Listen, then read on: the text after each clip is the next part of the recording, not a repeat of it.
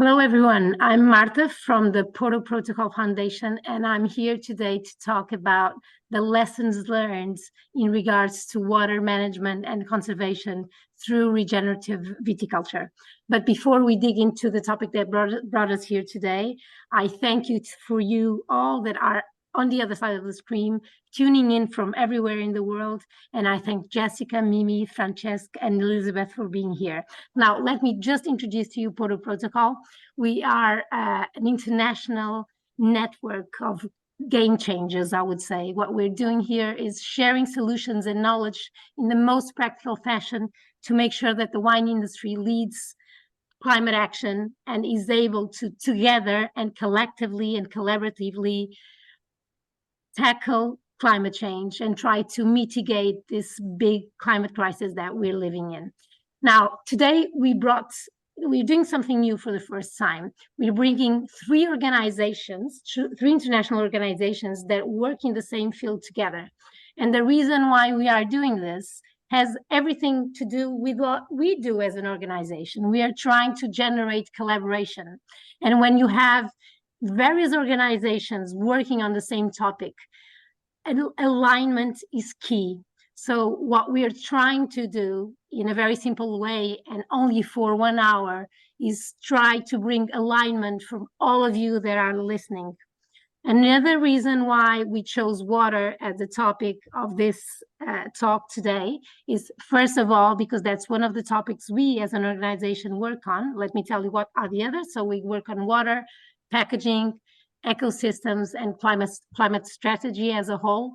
But the fact is, every producer we speak to every day, and we speak to hundreds of producers in a year, water is the main challenge. And although we hear scarcity as the main word, some have too much water. So we brought these two challenges together. Regenerative Viticulture, three organizations working in the same thing, lessons they have learned, and water as the main source of challenge for producers. And so without further ado, I'll leave you with Jessica to introduce everyone and to host this conversation. I'll disappear for now. Thank you all for being here. Thank you. Thank you, Marta, so much for welcoming us. Thank you for that great introduction to the Porto Protocol and to this session. I'm just so honored to be here today to explore water and wine in this very special climate talk. So my name is Jessica Villat. I am a French American. I grew up in Provence, home of rosé wines. I grew up in Bordeaux as well as in Northern California near the Napa Valley. And I now live in Switzerland with my partner in the French-speaking part, surrounded by vineyards. I have a master's degree in sustainability, and I studied soil regenerative practices in viticulture.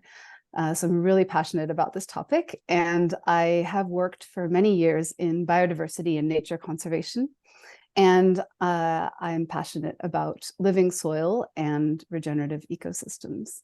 And I love doing research and consulting in this space, and I hope to have my own regenerative farm one day. But really what we're here to talk about is water. So why talk about water? Well, I think as Marta rightly said, water seems to be the main challenge that producers are talking about today. And as some have said, if climate change were a shark, then water would be its teeth.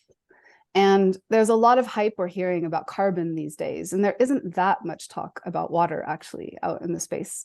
So yet we know that water vapor accounts for 60 to 70% of the greenhouse effect, and that's huge. And today we're also seeing a change in intensity and duration of water-related climate events.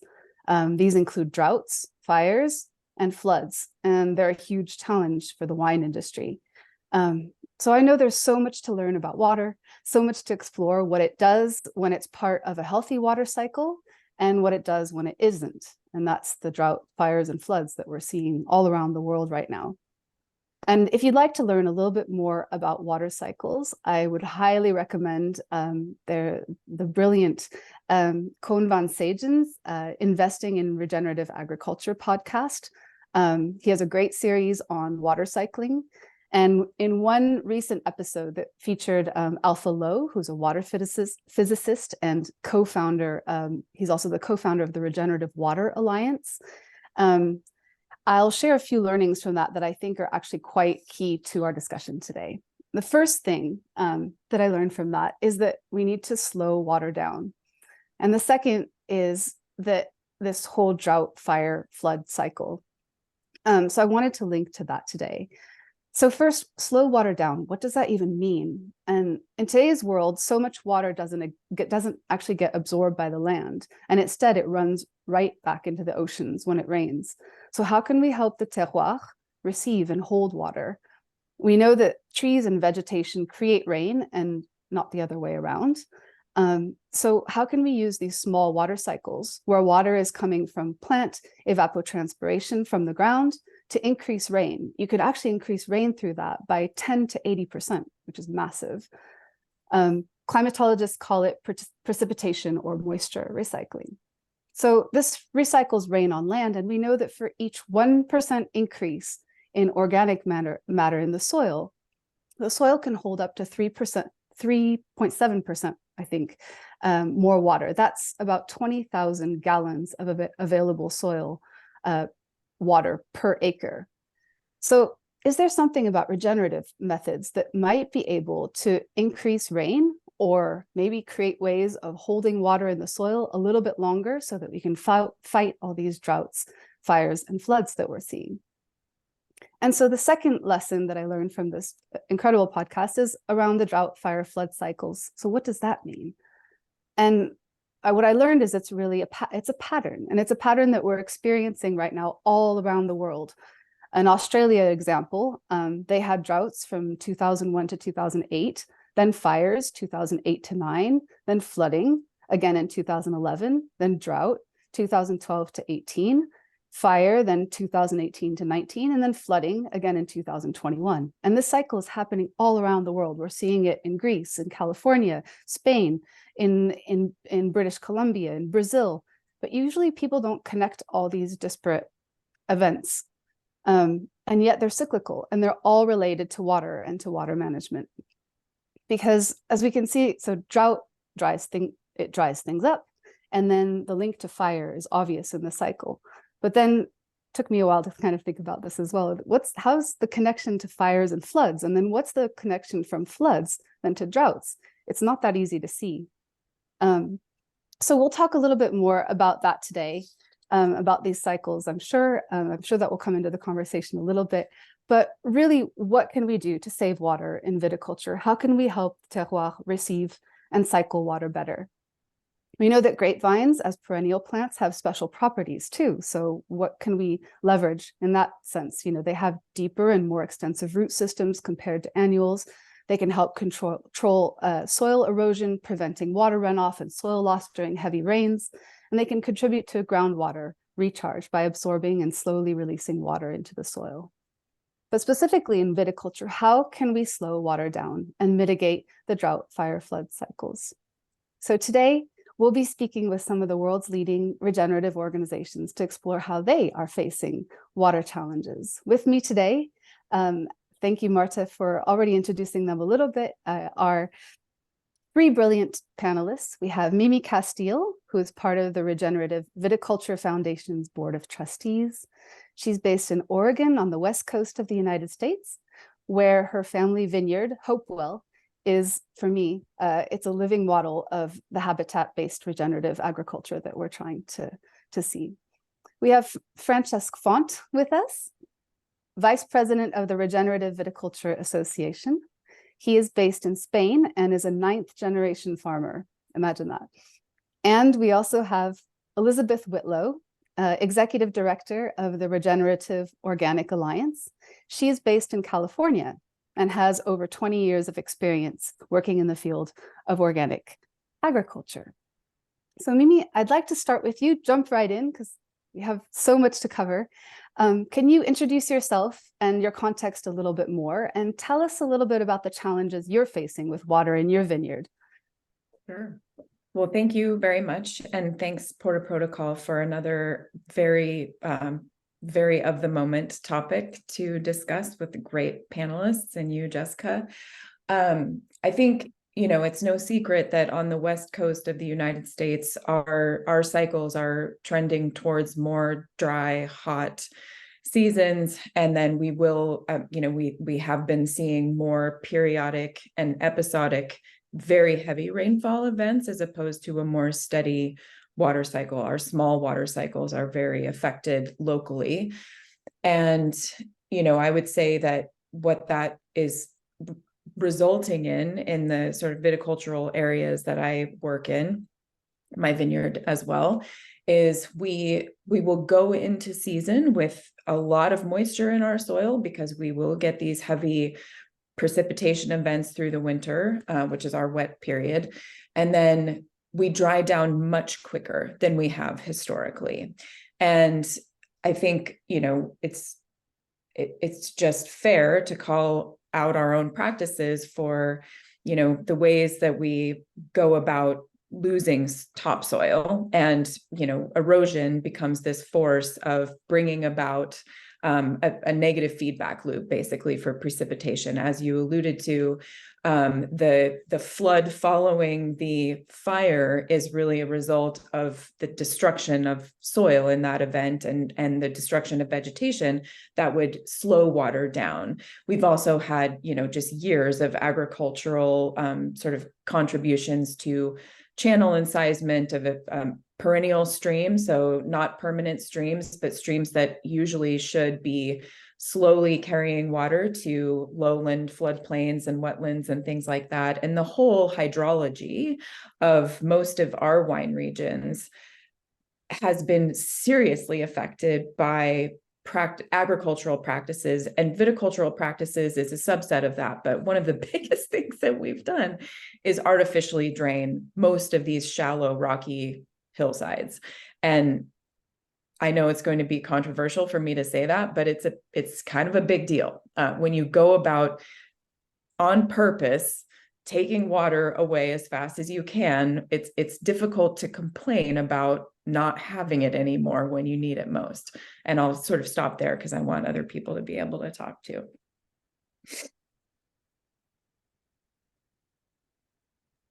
Sorry, maybe just to dig a little bit deeper on that, Mimi. You talked about, you know, artificially draining the hillsides. You know, I know that you also have a background in botany, forestry, and ecology, so you know a lot about this stuff. But what do you see as the main challenge there for wine growers?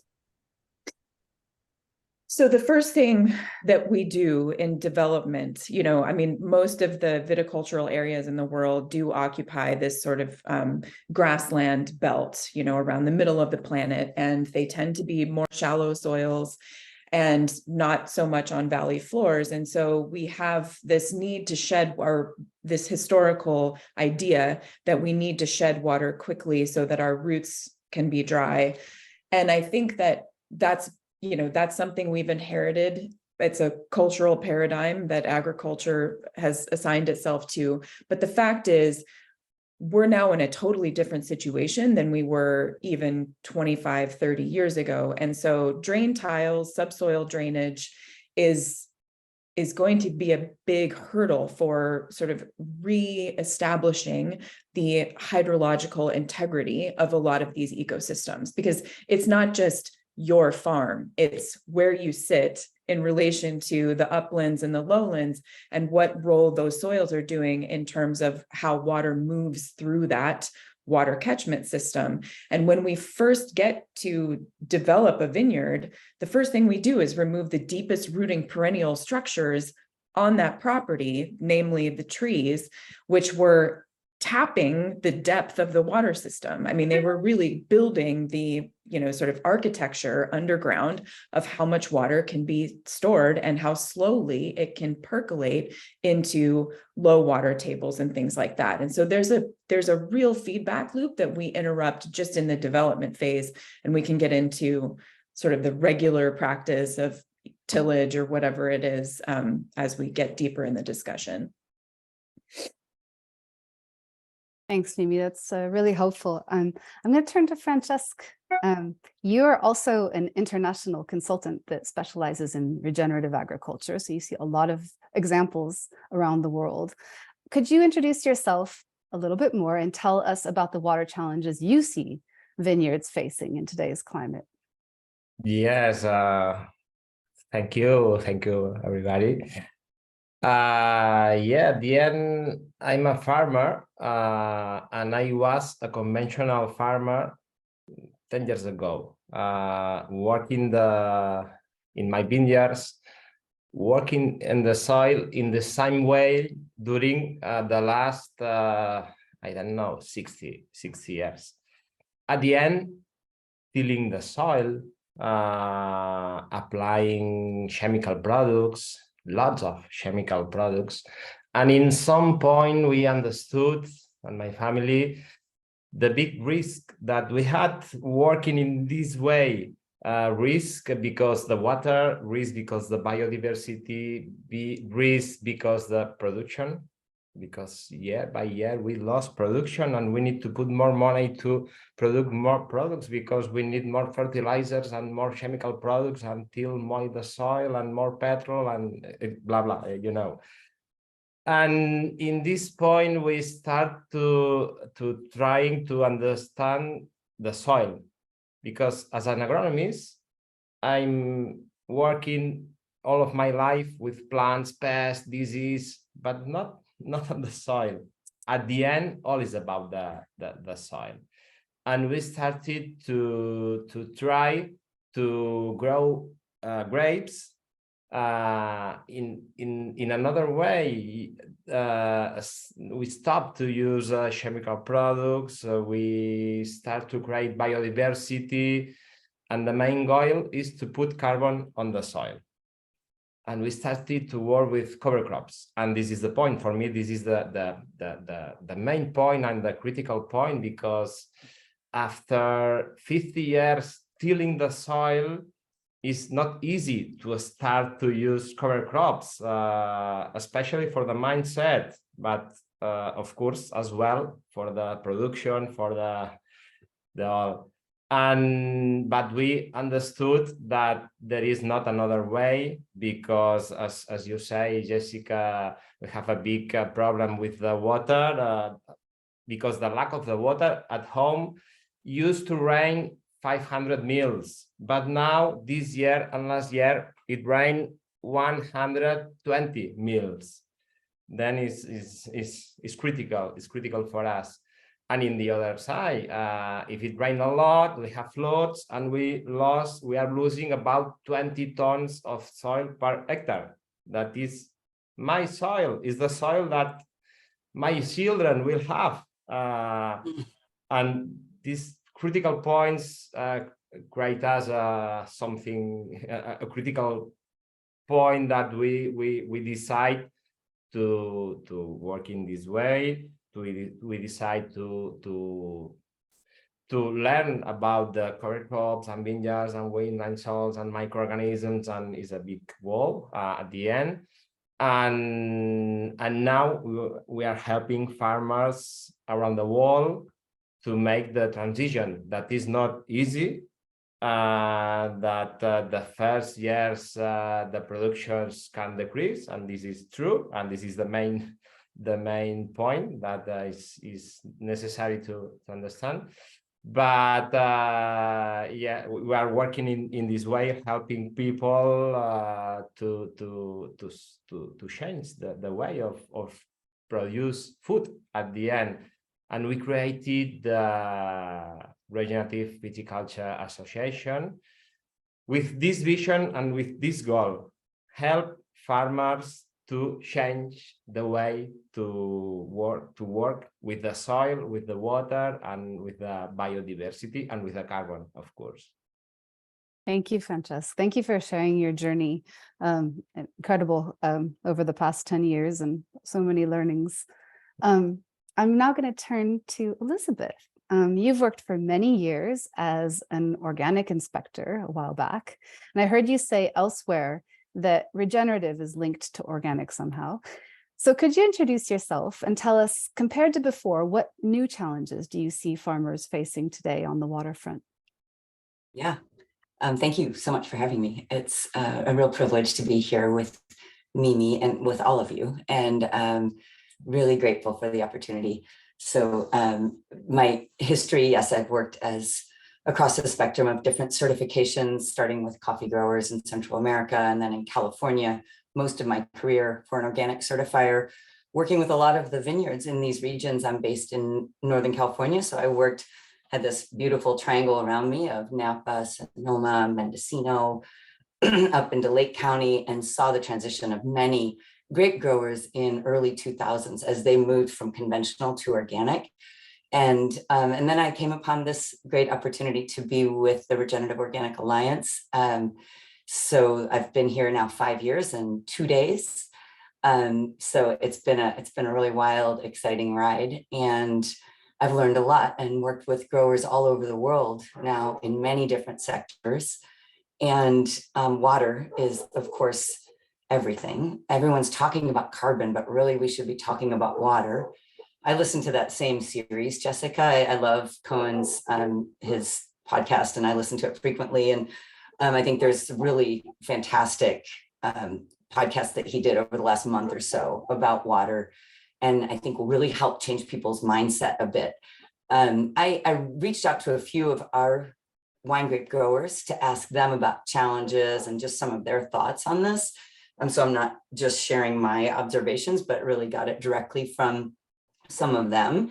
And of course, the challenges that we're talking about with water are going to be very similar as to what Mimi and Francesca just said. So the first one being extreme weather. It's feast or famine, right? It's drought or flood. And it's really hard as a farmer to hold on to your soil and your children's future as your soil washes away. So, really looking at how farmers sustain those extremes. The best, I just keep hearing from our farmers about the way that their farms are absorbing the rain in times of excess, and how they're also holding on to water in times of deficit, of drought. And so when we get into that later, I'll share some of those observations and comments I received from our different wine grape growers, but it's pretty remarkable. It's not just in the wine grapes, it's across the board. All the other sectors where we work, it is proving these regenerative practices that I'm sure we all agree on here is that you keep the soil covered and protected. You bring in biodiversity. If you're annual cropping, you have a proactive crop rotation. You're not just corn, soy. And with perennial vineyards, that you've got a really diverse cover crop in between the vine rows or the orchard trees.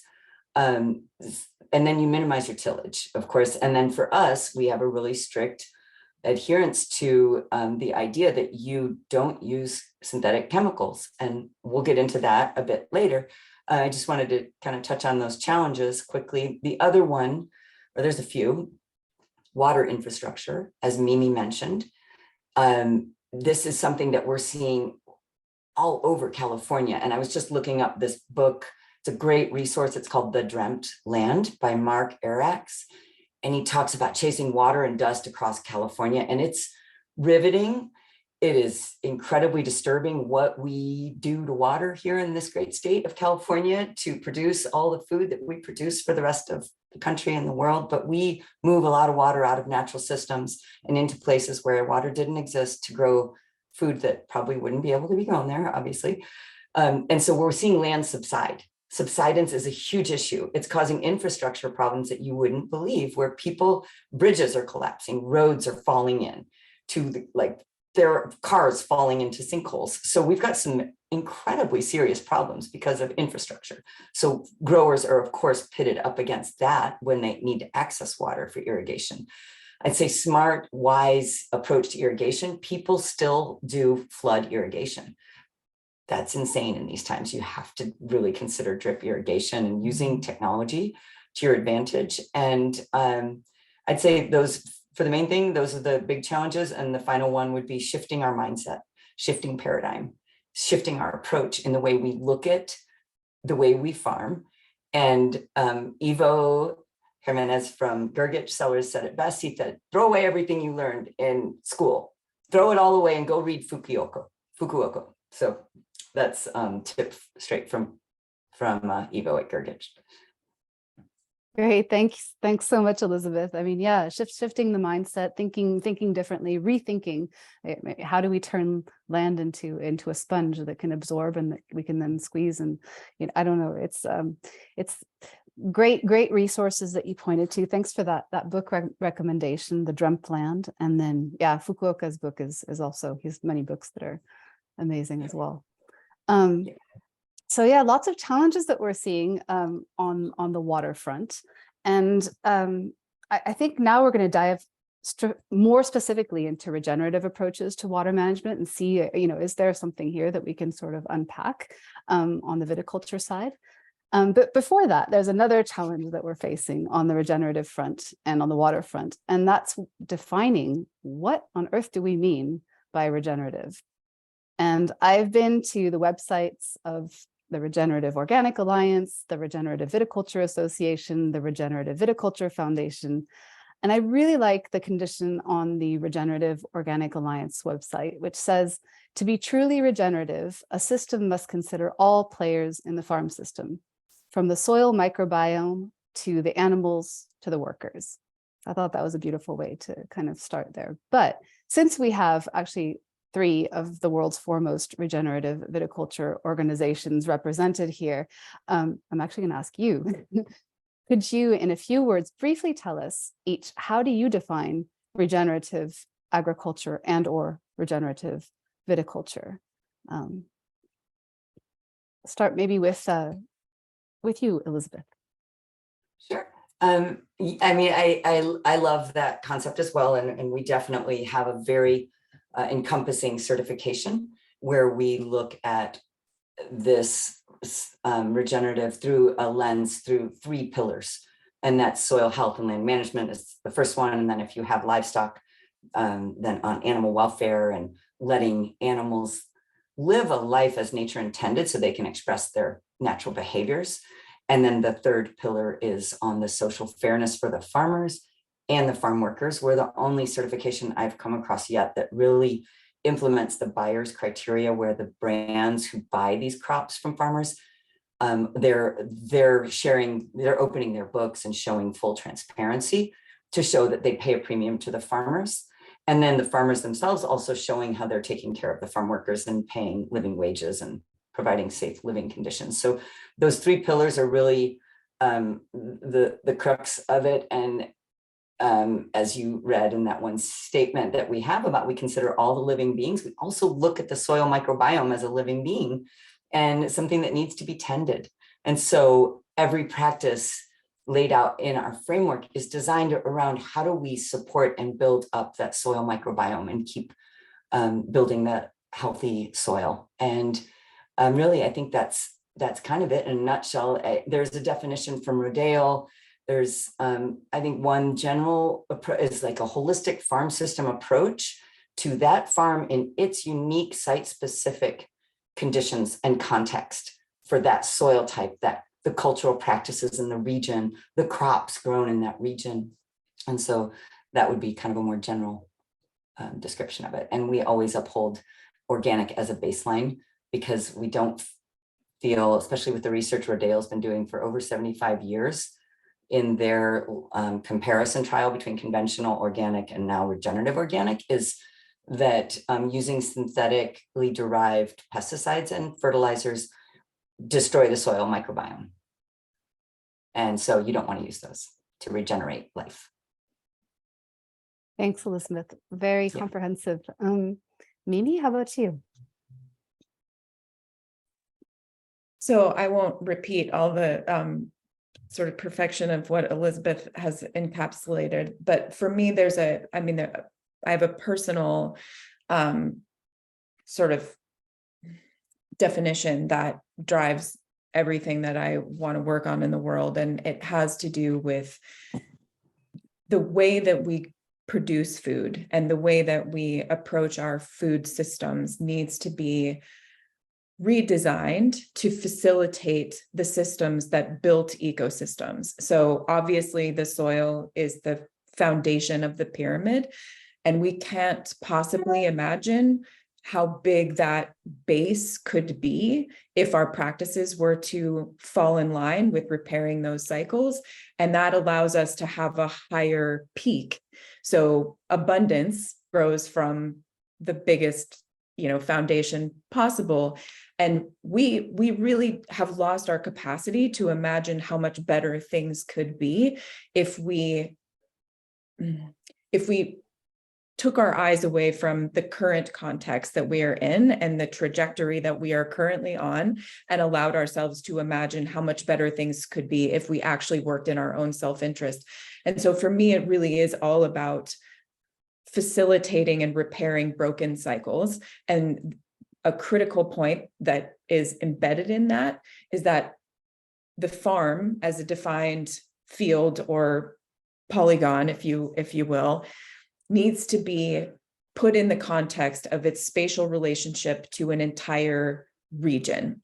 And if there's one thing that I wish would come out of a discussion about water, and it's so beautiful that it would be part of a protocol discussion with these other organizations, is that our biggest opportunity right now is working regionally. If we worked regionally on water efforts and water infrastructure, things could change so fast. And if we try to do it independently, there's so much we can do at the field scale, but what we could do collectively is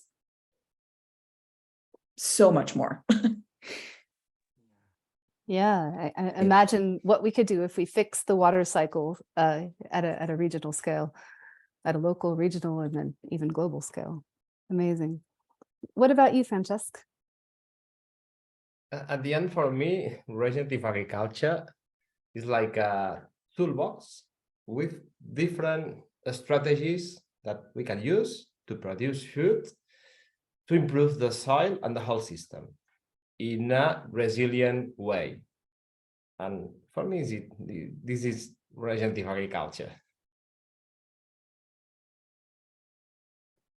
Amazing. Thanks, Francesc. Thanks, everyone. These are great definitions, all of them. If we could just package that into a few words, then we'd have the perfect definition. No, I'm kidding. But great. So now let's take that framing that we've kind of constructed together and look at water a little bit more closely. Elizabeth, as Executive Director of the Regenerative Organic Alliance, could you tell us maybe one or two real life examples of how implementing regenerative practices resulted in significant water savings and or helping fix water cycles, if you will? Yeah, I was just thinking about it when Mimi was talking about if we could approach it in a regional way, because I've heard about this from various producers, not just the vineyards, where they're watching their neighbor's soil rush down the road or blow into the air. And on their farm, on the regenerative organic farms, they're watching this like tremendous rain just seep into the ground, into that great living sponge. And so in speaking with some of our producers in Napa, and Ivo says it so beautifully, and I've heard this before, it's like, you want to think of the soil like a beautiful chocolate cake, and it's full of aggregates. And these aggregates are the things that the exudates, it's where you will hold there's always pores that will capture and hold the water. And so you've got to use cover crops. And it may go against what people think. Certainly, commonly in conventional vineyards, they're tilling and they want this really clean vat floor. And they don't realize by doing that they are disrupting the soil microbiome. They are removing organic matter, and they're making their soil susceptible to both extremes. Heavy rain comes and it sheets off and it takes the soil with it. And in a dry season, and so last year, exactly this week, we had this insane heat spell here. It was 118 degrees at my house. And over in Napa, it was probably the same, 117, 118. And Ivo told me that directly at his neighbors, they were assessing the temperature on the ground of the tilled vineyard. And it was what did he say? It was like 150 degrees. And over at his, where there was cover crop on the vineyard floor, it was 105. And so the difference in that temperature, that vineyard dried up quickly. The grapes shriveled on the vine. There was a crop disaster across the board all around Northern California last year because of that 1 week heat wave. And it was right at harvest time. And so fruit just shriveled on the vine. And in these regenerative organic vineyards, they didn't. They were stressed, no doubt, but they actually survived those because they cover crop, because they build soil organic matter. And it goes against logic. Many people think that you, by leaving a cover crop, you're taking moisture away from your vines, but it's part of that whole small water cycle. You keep water there, you keep the soil cool. And so I think that's one of the biggest learnings that I could share from across the board. There's others with vineyards, but I'd love to hear Mimi and Francesca, and then maybe I can add in others examples. Yeah, thanks, Elizabeth. Yeah, cover crops and building soil organic matter, turning that into this beautiful chocolate cake, so that you can survive when you see everybody around you kind of not surviving. But yeah, hopefully we could all get us all to be surviving and having this beautiful chocolate cake across the board. Yeah. Francesca, you're the founder of the Regen Academy. You're a promoter of the Regen LATAM project. You're, in addition to being vice president of the Regenerative Viticulture Association. And I see that you wrote a book on regenerative agriculture as well. So what is maybe one or two real life examples that you see of successful water saving regenerative practices in the vineyard? I had lots of it, but for example, with different farmers, we started without organic matter, for example, 0.5, and it's the same case that my farm. And 5, 6, 7, 8 later, we have now between 3 and 4% of organic matter because the cover crops, because the compost and microorganisms, but at the end because the cover crops. And when we have 3% or 4% of organic matters in the vineyards, we have not erosion, and more and more and more water penetration, infiltration, and more water retention. That is the most important point. And in the other side, for example, we like to work with the design. And in terms of design, there are different kinds of design to use in the agriculture. But for me, one of the best kinds of design is the key line design. That is a beautiful Australian system to improve the water management on the soil, to stop with the erosion, to move the water around the field in the natural way, not energy, not petrol, nothing. And we had more than 10 years of experience making key line designs around Spain and Balearic Islands and different countries. And it's beautiful, different, and it works really, really, really good. And in the other point that perhaps is not really in the toolbox of regenerative agriculture, but in some points we need to use irrigation systems, because if not, it's really difficult to make grapes or olive tree or almonds and fruits and etc. And the last years we only work with underground irrigation. That is a really, really good system. We solve perhaps 60% of water, respect the conventional way to make to put water in the fields, because we have not evaporation. We put the pipes at 40 centimeters under the soil. Good management. We have no problem with the animals, because we usually put animals on the vineyards and different animals on the other crops. And for the water management, for me, is one of the best systems, just in case if the farmer need to use some irrigation system to grow food. But at the end, all is about carbon, all is about organic matter. It's the best tool to manage water on the fields.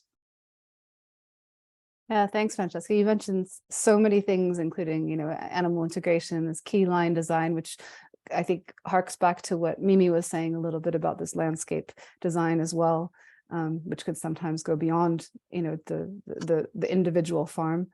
I'm just curious, have you experimented much, Francesca, with dryland farming, with dry farming? Sorry, what do you mean about dry farming? Dry farming meaning not irrigating a plot.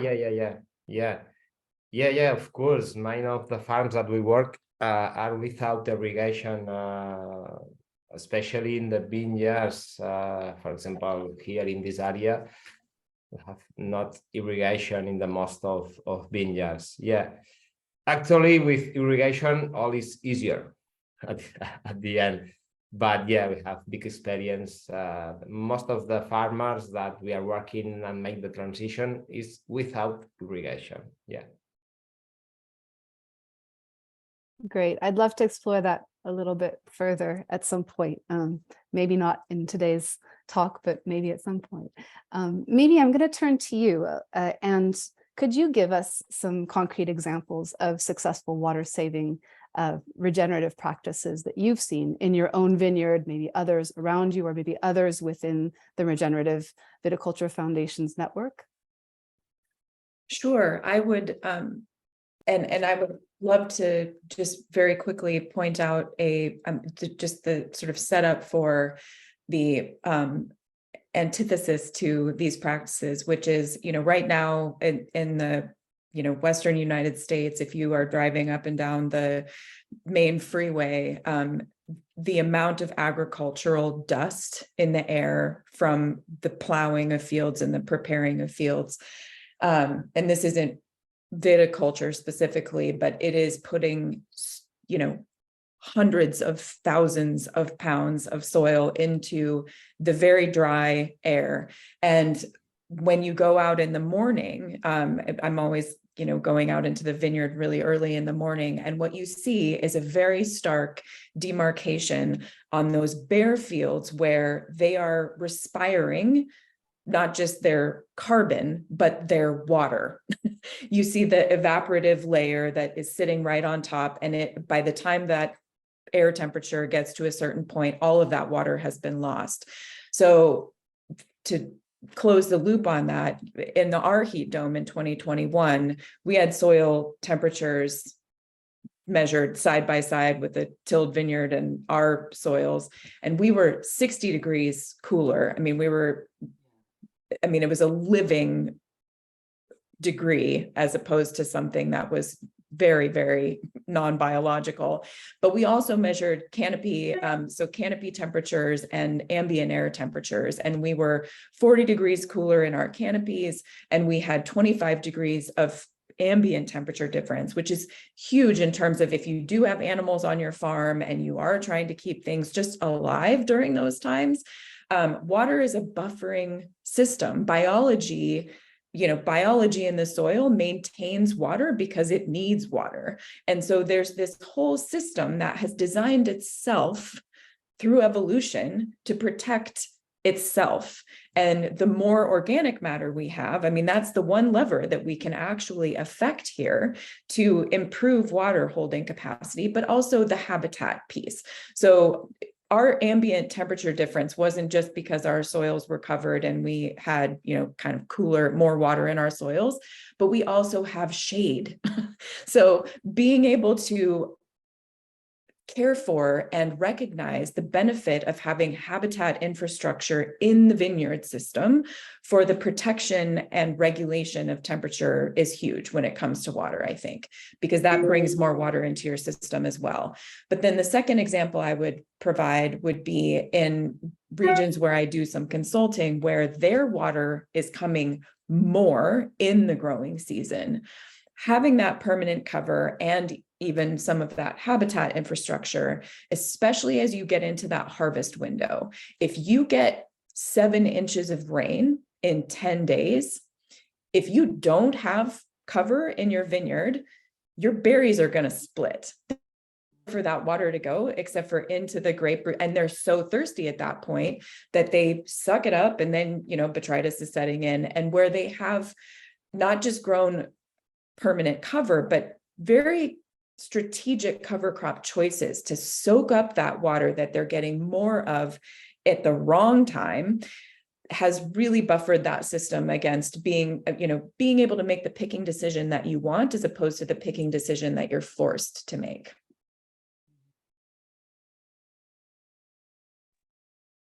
Incredible. Yeah, I'm just wondering also, Mimi, you talk about restored water cycles, you're talking about, allowing your land to breathe, essentially. What would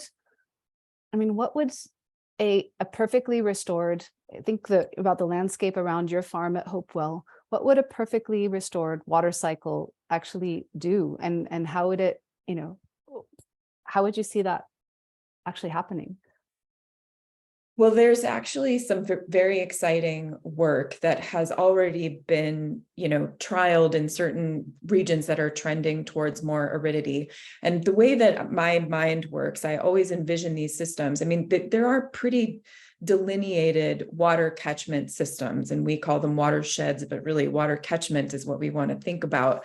And all of these are flow systems. Ecosystems are flow systems that grow in abundance, but they design themselves to maximize the amount of energy, whether that's in the form of sunshine or captured solar energy, or even the way water will flow through the system, is to bring as much of that in and capture and hold as much of that as possible.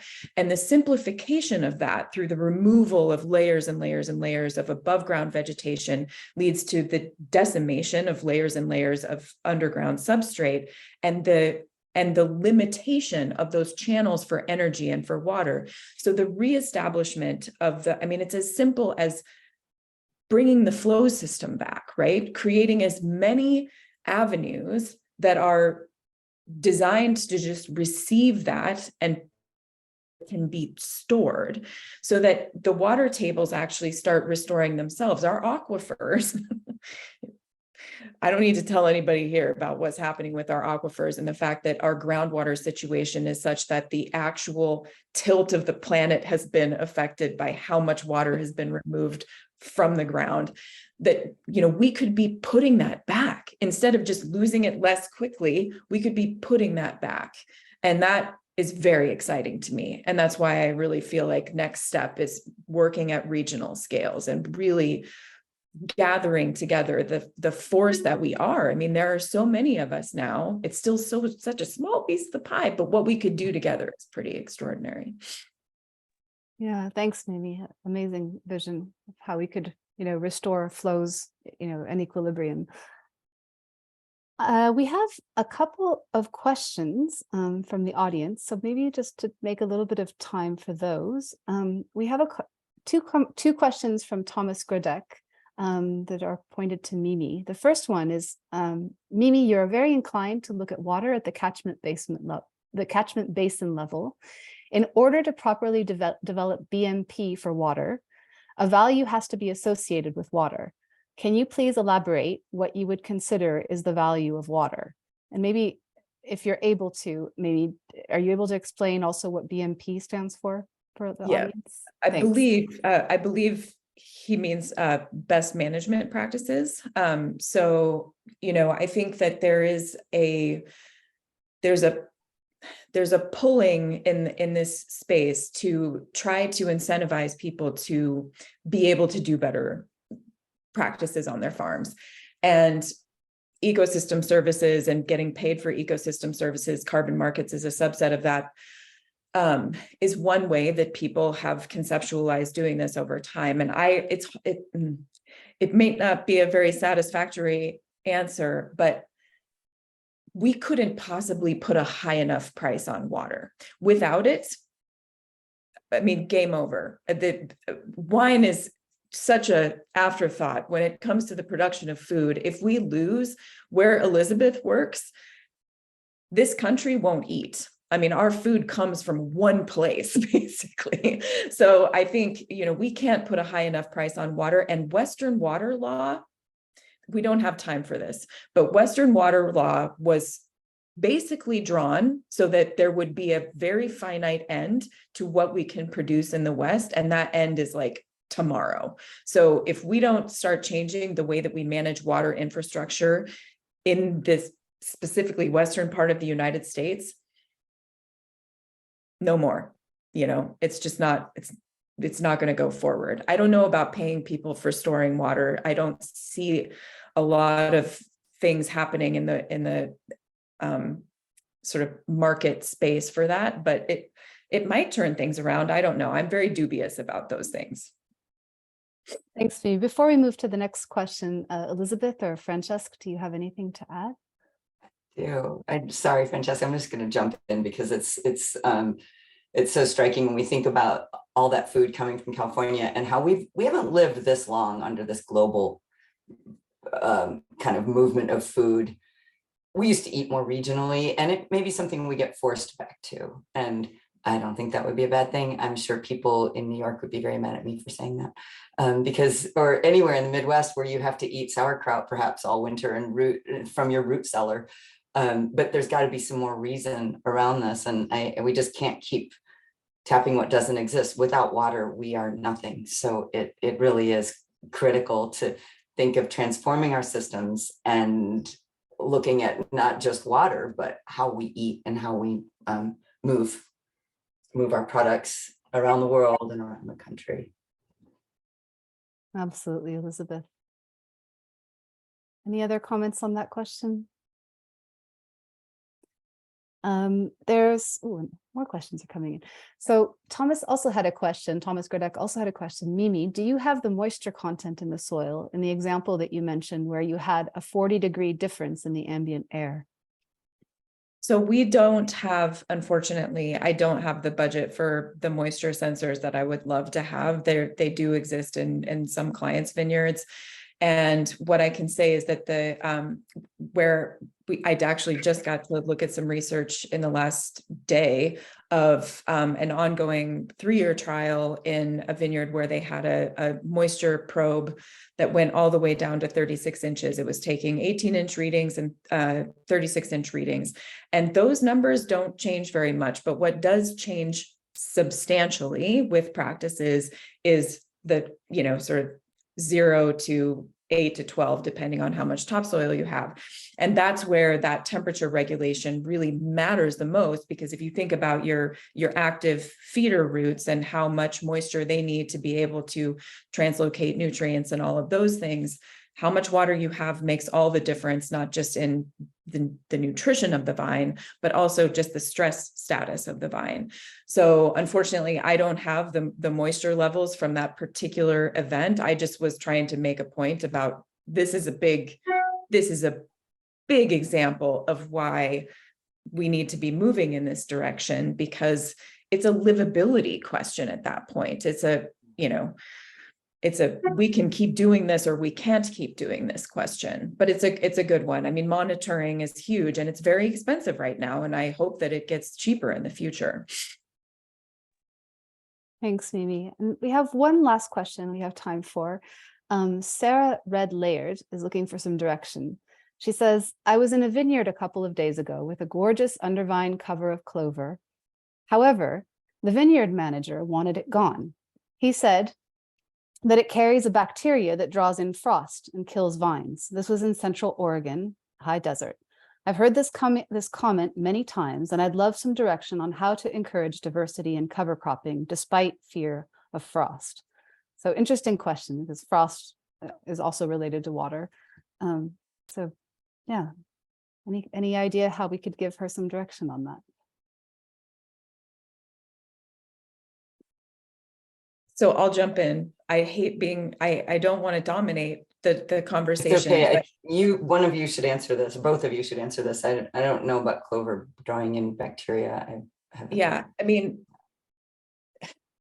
again, this goes back to old research done by land-grant universities showing that any vegetation brings in moisture at the wrong moment before a frost. It was very limited in scope, but it has led to dogmatic choices about what we do in advance of a frost. And if you actually dive into the literature, and I know Sarah well, and so Sarah, we should have a conversation offline about this, the difference in temperature in a frost event when you have destroyed your cover crop, completely tilled, versus leaving even just the mowed residue is almost nothing. It's not going to make a difference between how hard your buds freeze or anything like that. That is absolutely old and dead, and the difference is pathetic. So if you want to talk about leaving tall vegetation, there are different types of frost there, and there's actually some interesting research, and we should be doing trials in places where frost is becoming more and more of an issue, because in my own vineyard, before a significant frost, we don't have big frost pressure where I am, and so I want this to get replicated. But where I left high cover crop, we had active microbiology working in our soils at that point. It was actually a protective temperature, and so we didn't freeze. But again, I caution that these should be done as trials, and they should be replicated on different soil types and in different frost events, because there are different types of frosts, different duration of frosts, but we should not be looking to old research that was very limited in scope and done for row cropping, where there was a lot of fallow field stuff happening, to tell us what we should be doing in our vineyards. Thanks, Mimi. So since we're, oh, sorry, go ahead, Francesca. I can share my experience in this way, if it's okay, if you have time. When we started at home to use cover crops, the second year, we had the April frost that it was not normal here, but the last years it happened. And because the cover crops, we have really big problems at the grapes, and we lost a big part of the production. And my neighbors that they till the soil have not problems. So we have the experience not only here, when we have a frost, some kind of frost, totally agree, Mimi, cover crops can be a problem, and we need to manage in a good way. For me, it's important to cut the cover crops before the April here, if there is some possibility with some frost. And our strategy is to prune the vineyard later, because for me, it's the best option to solve this problem. But it's true, this is a problem. For me, it's important that the farmers need to know that it need to manage in a good way the cover crops, especially in April, because if not, can be a big problem. Yeah. Thank you, Francesca, very much. So we're getting to the end of the hour, and we can go a little bit over, I'm being told, but not too much, because I'm sure everybody has other things that they're running off to. But to conclude, I'd like to ask each of you to provide our audience with a clear, actionable takeaway for transitioning to regenerative, and what it can actually do for slowing the water cycle and turning the land into a sponge or a chocolate cake, as Elizabeth so eloquently put it. And it could be any final tips for wine growers on their journey to save water. Mimi, if you want to go ahead. Sure. So every plant is a flow system. And the more layers of plants that we bring back, the more diversity that we bring back, is not just enhancing the number of insects and birds and other parts of our food web to come back into that system, but it is bringing back an energetic potential that has been lost in the simplification. And that flow system is not just for energy, it's also for water. And we can rebuild these systems just with plants. And so that's my final word. Thank you, Mimi. Flow systems. Francesca. And at the end, in our experience, as more you till the soil, more problems will you have. And the key point for me, especially in vineyards, is try to till less the soil, or at the end, stop to till the soil. And in the other crops can be more difficult, especially with cereals, vegetables, but with vineyards, olive tree, almond tree, fruit tree, the cover crops is for me is the only way.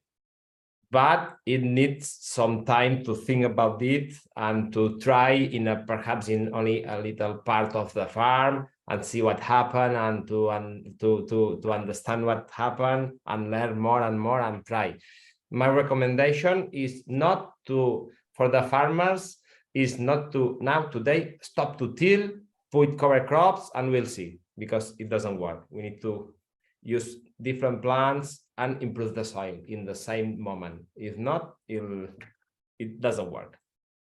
And just to go a little bit further, can you make the link clear to our audience, the link to water? Yeah, sorry. As more you will till the soil, less water you will have at the soil. So the only way to have more water for the plants is to have more carbon, and the only way to have more carbon is to use cover crops and stop to till the soil. Thank you, Francesca. That's super clear. Elizabeth? All right, well, I think Mimi and Francesca covered the really fundamental basis, and I'm going to make one more pitch for moving away from synthetic pesticides and fertilizers. Fertilizers make the plants more thirsty, they need more water. Pesticides kill the soil microbiome. And so really fundamentally, as you move your practices, try to eliminate your synthetic inputs. And we didn't even get into cost today, and we don't have time for that, but the cost of inputs, fertilizer specifically, went up 199% last year. So that's pretty outrageous. If you're a farmer and you're working on those thin margins, as most farmers do, that is a significant thing to consider, on top of just supporting life and supporting the biology, because at the end of the day, that's what it comes down to. And it's, as Mimi so eloquently described, about the flow of the systems. And so there's so much to learn. There's so many amazing resources out there. And I'll just end on what Ivo said, was throw away what you learned in school, what those land grant universities were doing when they studied the cover crops and made people think that they were bringing frost to the vineyards. Throw that stuff away and read, follow Mimi, follow Francesca, read Fukuoka. Thanks, Elizabeth. This has been really useful, great tips. Sadly, we're coming to the end of this climate talk, but really wanted to just, say thank you again to you, Elizabeth, to you, Francesca, to you, Mimi, for being here today. And thank you so much to the Porto Protocol for making this incredible conversation possible. There's obviously so much more to unpack here, but I think we've had a really good dive into water and regenerative farming. And I just wanted to say, if listeners have enjoyed this climate talk and are interested in learning more about regenerative, then I would really recommend checking out the incredibly resource-rich websites of the Porto Protocol, the Regenerative Organic Alliance, the Regenerative Viticulture Foundation, and the Regenerative Viticulture Association. And I would also recommend the Regenerative Water Alliance's website. And I'm sure that Marta's going to say this too, but if you found this talk useful, please share it further. And I know that the recording will be available on the Porto Protocol's website. So thank you. And podcast. And thank you, Jessica. And you can also start by reading an article written by Jessica to the Porto Protocol that really summarizes regenerative viticulture. And you can listen also to various talks that we have. Mimi participated in 3 or 4 by now, all on different topics, all to do with regenerative. And as you can see, Mimi is always inspiring, just as is Elizabeth and Francesca. So I have to thank you very much for this talk. And I think in a way it was very different from the ones we've had so far, because you shared in more than solutions, which is always what we ask, and you did share them. You sort of you dug deep into the reason why certain things happen, and that was amazing. So thank you very much for that, because I'm sure that enriched the experience of the audience. Now, before I say goodbye, let me also tell you about our next events. Porto Protocol, in partnership with the New York Grape and Wine Foundation, will have 4 events at the Climate Week. Sorry, I always get it wrong. I'm sorry. New York Climate Week. And the 4 topics, again, will be based on the pillars of the Porto Protocol: seeding the future, that has to do with climate strategy; saving every drop, again, to do with water; unpacking wine, because as we know, packaging is, in terms of carbon footprint, the biggest problem in wine production and in the wine value chain; and restoring ecosystems, actually something that Mimi mentioned, because if there's one thing that we need, is to restore and enhance biodiversity. So without further ado, I'm really happy for us, actually, that we had the initiative of bringing the 3 of you together. Some of you didn't know each other. And so I hope other organizations, that Mimi said so many times, and we say it, we can only do this together. So thank you all, and bye-bye. See you next time. Thank you. Thank Thank you.